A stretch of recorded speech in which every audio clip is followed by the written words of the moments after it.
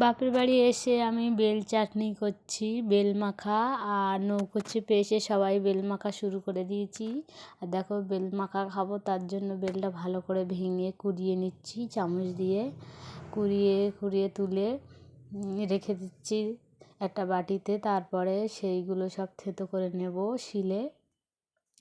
সব থেতো করে নিয়ে একটা বাটিতে তুলে নিয়েছি। এরকম শিলে নোড়ায়, তোমরা মিক্সচার মেশিনে ঝেঁটাই করতে পারো, কিন্তু শিলে থেতো করলে ভালো লাগে, তার জন্য শিলে থেতো করে নিয়েছি।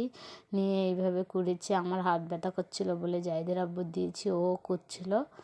এবার সব কুড়িয়ে এইভাবে সব তুলে নিচ্ছি। নিয়ে এতে একটু নুন দিয়ে দিয়েছি, তারপরে একটু গুঁড়ো ঝাল, তারপরে একটু চিনি, তারপরে ধনেপাতা, কাঁচা ঝাল ভালো করে একটু থেতো করে নিয়েছি, সেগুলোও দিয়েছি। দিয়ে সব আর একটু সর্ষে তেল দেবো লাস্টে। সর্ষে তেল দিয়ে, মরিচটা বাড়িতে ছিল না তার জন্য দেইনি। এগুলো সব দিয়ে ভালো করে মাখিয়ে আর সবাইকে একটু একটু করে খেতে দিচ্ছি। আর এই বেলটা আমার বাপের বাড়ির দিকে ভীষণ পাওয়া যায়, তাই এখানে আসলে এগুলো খেতে পাই। আর নিয়েও যায় বাড়িতে অনেকটা করে, সবার দিয়ে দিলাম। এইভাবে সেই বেলের খোসাই করে সবার দিলাম। খেয়ে সবাই বলছে খুব ভালো লাগছে, তার জন্য আমি 4টে বেল আবারও কিনে বাড়িতে নিয়ে এসেছি। আমার খালাতো বোন খেয়ে বললে হেভি টেস্ট লাগলো।